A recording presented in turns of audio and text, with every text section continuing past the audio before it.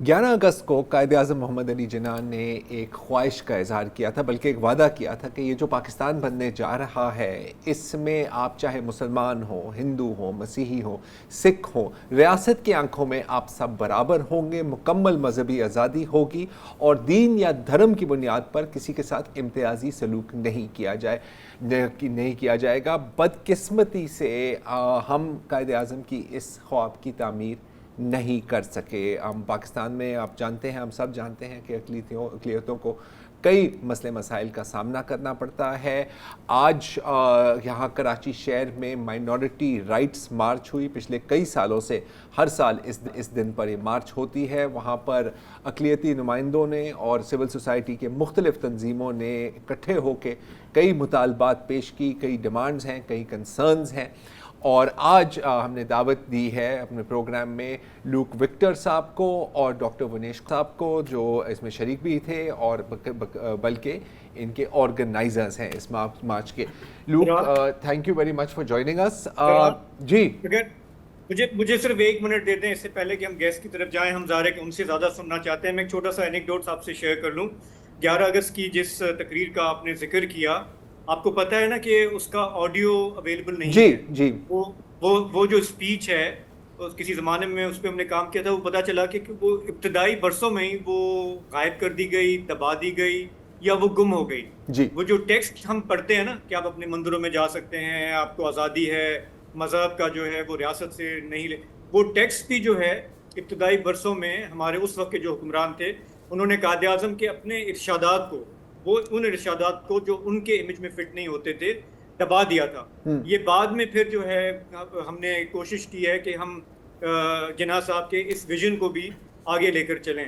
तो ये हमारा एक बहुत बड़ा अलमिया है कि चाहे रेडियो पाकिस्तान हो, ऑल इंडिया रेडियो हो, BBC के आर्काइव्स हो। किसी ज़माने में मुर्तज़ा सोलंकी साहब ने बड़ी घोषणा की थी जब वो DG थे रेडियो पाकिस्तान, लेकिन उसमें कामयाबी नहीं हुई।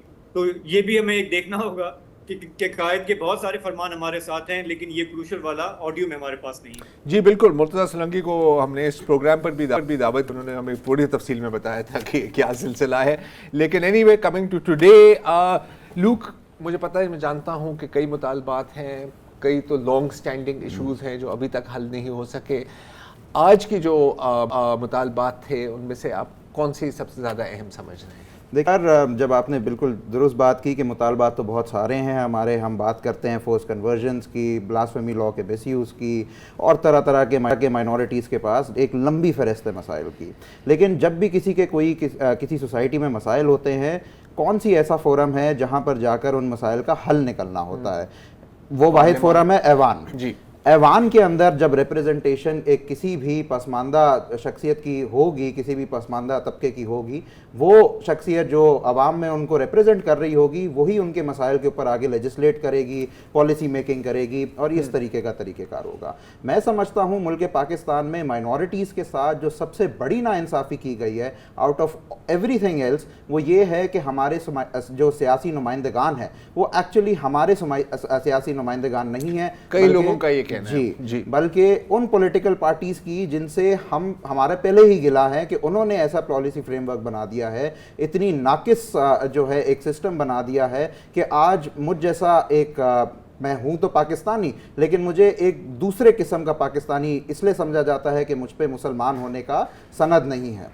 तो मैं समझता हूं कि मुल्क पाकिस्तान के अंदर माइनॉरिटीज़ का जो सबसे बड़ा मसला है वो ये है कि हमारी पॉलिटिकल रिप्रेजेंटेशन नहीं है, हकीकी पॉलिटिकल रिप्रेजेंटेशन नहीं है। आइन ने एक ऐसा स्ट्रक्चर बना दिया है आर्टिकल 51 एंड 106 के अंदर कि जो रिजर्व सीट्स हैं जिसके ऊपर मेरे फेथ बेस्ड रिप्रेजेंटेटिव्स होने चाहिए हैं, उनका चुनाव मैं नहीं कर सकता। आर्टिकल 17 आइन का एक तरफ ये कहता है कि हर शहरी के पास राइट टू फ्रेंचाइज है, राइट टू वोट है, लेकिन ये जो रिजर्व सीट्स हैं जिसपे मेरे फेथ बेस्ड मसाइल जो मेरी मजहब की बुनियाद पे मुझे फेस करने पड़ते हैं, फैमिली लॉ हो गया, जो कुछ भी हो गया, हाँ। तो ये जो मेरे नुमाइंदगान बैठे हुए हैं, इनके चुनाव में तो मेरा कोई किरदार ही नहीं है, और चुनाव में जब मेरा किरदार नहीं है तो इनके साथ मेरे कोई कनेक्शन भी नहीं है। They know that they don't have anything. आपकी नजर में इसका हल है? क्योंकि एक तो होता है ना कि यार कोटा बढ़ा दें, लेकिन कोटा बढ़ाने से तो वही लोग आएंगे। دیکھیں میں آپ کو ایبسرڈیٹی کی انتہا بتاؤں کہ ریسنٹلی آپ سب نے دیکھا P T I reserve seats لینے سپریم کورٹ کے سامنے گئی, انہوں نے سنی اتحاد کاؤنسل کے ساتھ اپنا ایک گٹھ جوڑ کیا تھا. سنی اتحاد کاؤنسل ایک ایسی جماعت تھی کہ ریاست کی طرف سے جو منصور عوان صاحب آ رہے تھے, انہوں نے یہ چیز پوائنٹ آؤٹ کی کہ یہ تو ایسی سیاسی جماعت ہے جن کے اپنے منشور میں لکھا ہوا ہے کہ ہماری پارٹی ممبرشپ صرف مسلمانوں کے لیے ریزروڈ ہے. ایک ایسی سیاسی جماعت جو مجھ جیسے کرسچن کو اتنا قابل, اتنا برابر نہیں سمجھتی شہری کہ ہم ان کی پارٹی کے اندر شمولیت لیں, سپریم کورٹ کے سامنے پہنچے کہ جی ریزرو سیٹس پہ تو ہمارا حق ہے مائنورٹیز کی. تو ایسی جماعتیں جو کہ مجھے برابر کا شہری نہیں سمجھتی وہ میرے نمائندگان چنیں گے. تو سب سے پہلے میرے خیال میں آئینی امینڈمنٹ کے تھرو یہ جو ریزرو سیٹس ہیں ان کے اوپر بھی ووٹنگ کھولی جائے. یہ جدا گانا انتخابات کی ہماری نہیں ہے بالکل بھی, یہ میں کلیئر آؤٹ کر دوں. ہمارا ڈوئل ووٹنگ کے اوپر اس وقت مطالبہ ہے کہ ایز اے پاکستانی جو میرے حلقے کے مسائل ہیں, ایز اے پاکستانی جو میرے مسائل ہیں, اس کے لیے تو میں اپنی کانسٹیٹوئنسی سے ایم پی ایم این اے الیکٹ کرتا ہوں. لیکن کیونکہ انفارچونیٹلی ملک پاکستان کے اندر جناح صاحب کے ویژن کو, ان کی اسپیچ کو, ان کی ریکارڈنگ کو دبا دیا گیا, ویژن بھی بھلا دیا گیا, اور مذہب کے نام پہ تفریق آج ایک ریالٹی ہے. فیتھ بیسڈ میری ریپریزنٹیشن ہونا ضروری ہے, اس پہ بھی چناؤ کا حق میرا ہونا چاہیے. فیر انف. ایک وقفہ لیتے ہیں اور ڈاکٹر صاحب تھوڑا سا پھر تعلیمی نظام کے اوپر کئی اعتراضات ہیں, کئی کنسرنز ہیں, اس پر بات کریں.